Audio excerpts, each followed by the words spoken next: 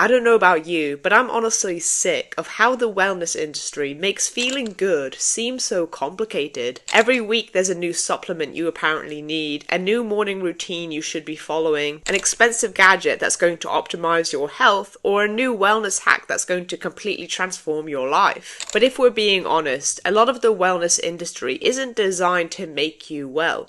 It's designed to make money. And I think at some point, we really need to take a step back and ask ourselves, do I really need another £100 gadget?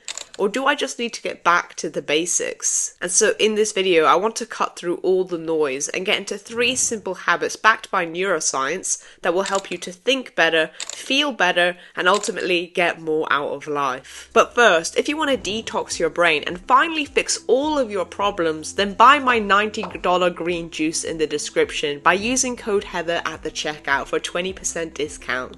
I'm just kidding. I just want to see what it felt like to be one of those influencers. If I ever turn into one of those people, you have my full permission to unsubscribe. In fact, I would encourage you to.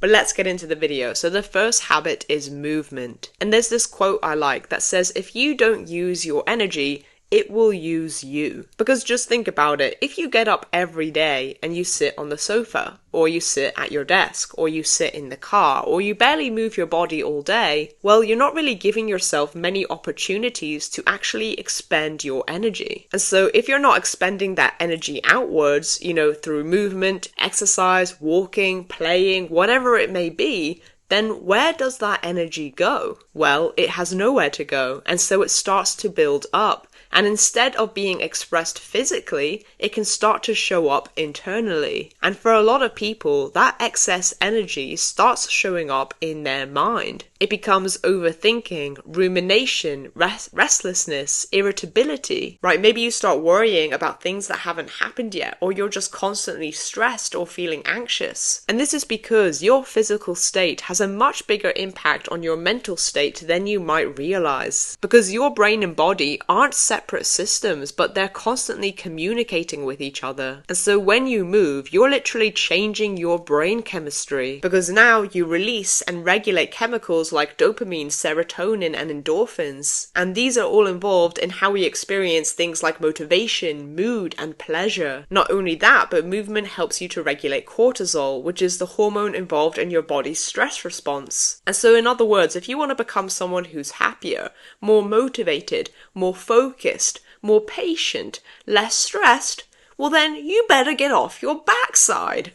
Because the truth is, your body was never designed to spend the majority of the day sitting still. But we evolved to walk, to run, to climb, to carry things, to explore and physically interact with the world around us. And so movement is literally a fundamental part of how our brain and bodies function. And so I'm here to remind you that you don't need the perfect workout split, the perfect fitness tracker, or some complicated exercise protocol. You just need to move. Go for a walk, take the stairs, play music and dance in the kitchen. Go for a run, play a sport, do a workout you actually enjoy. It really doesn't matter what it is, because the goal isn't to optimize movement or look a certain way, but the goal is to move your body regularly. And so remember, if you don't use your energy, it will use you. Because when you move your body, you change more than just your physical health, but you can feel better, think clearer, and ultimately live a happier and healthier life. Now, the second habit is to practice boredom. And there's an old Zen proverb that I like, and it says you should sit in meditation for 20 minutes a day,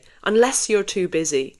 Then you should sit for an hour. And I love the irony of that quote, because what it's basically saying is that if you're so busy and restless that you feel that you can't afford 20 minutes of doing nothing, that's probably exactly why you need to sit still for longer. Because the goal isn't really about just sitting there for an hour, but the goal is to become comfortable with not constantly needing to do something, right? To be able to sit with yourself without always needing to reach for your phone or finding another way to fill the silence. Because whether you realize it or not, your brain is constantly adapting to what you repeatedly do. Repetition is what rewires the brain. And so if you're constantly jumping from one task to the next, or always going on your phone, or always filling up every quiet moment, well, you're repeatedly training your brain to seek distraction. And when you repeat this over and over again, well, you can eventually start to lose control of your attention. And your attention is literally the most valuable thing you have.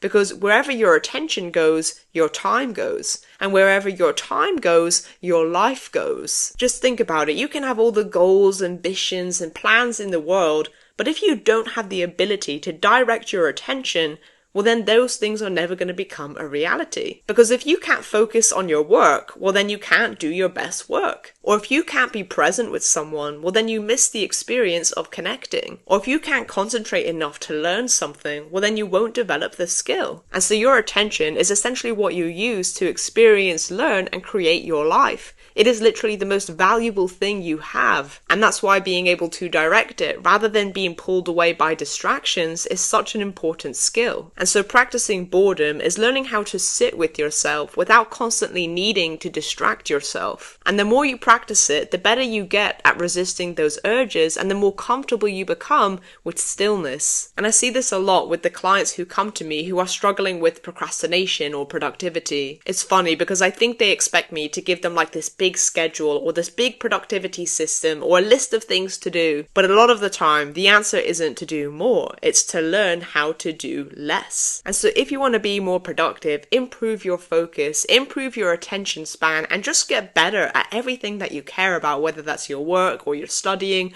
or whatever project you're working on, you probably don't need another productivity system or to learn how to optimize 1,000 things. But you just need to learn how to do nothing, how to resist your urges of distraction, and how to be still. Now, the third habit is sleep. And I think most of us have heard that sleep is important, but I don't think we actually appreciate just how important it is. Because getting less than 7 hours of sleep on a regular basis isn't just going to make you feel a little tired the next day, but it's actually associated with a higher risk of things like obesity, diabetes, high blood pressure, heart disease, stroke, anxiety, and depression. And so sleep isn't just some luxury that you should only get round to when everything else is done, but it's one of the most fundamental things that your brain needs to function properly. It affects how well you think, how well you focus, how you regulate your emotions, how well you learn and remember things, and even how your body recovers. And one of the biggest things that I've learnt about sleep is that setting yourself up for a good night's sleep doesn't actually start at night.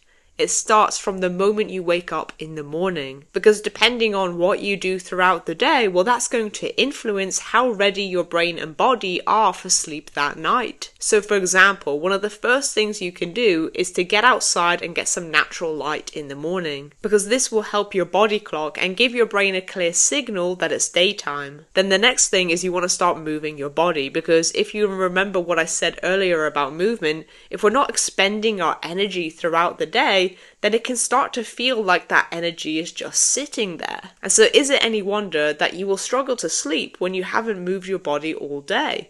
Because you haven't given your body a reason to feel physically tired. That's why movement is such an important part of setting yourself up for a good night's sleep. Because when you use your body during the day, then you give it the opportunity to recover at night. Another thing to be mindful of during the day is your caffeine intake. Because caffeine works by blocking a chemical in your brain called adenosine, which naturally builds up throughout the day and makes you feel sleepy. And so caffeine doesn't actually get rid of your tiredness, but it just masks it for a while. And so this means if you're drinking caffeine late in the day, well, you're probably going to have caffeine in your system when you go to bed, which is going to make it harder for your brain to naturally wind down. And so the point I'm trying to make here is that you don't just decide to sleep at night, but your whole day is building towards that moment. And so when the evening comes, you want to give your brain the opposite signals and dim the lights, slow down, and allow yourself to wind down. Because good sleep isn't something you start thinking about when you get into bed, but it's something you set up through the entire day. Also, just as a little bonus tip for those of you who struggle with an appetite or,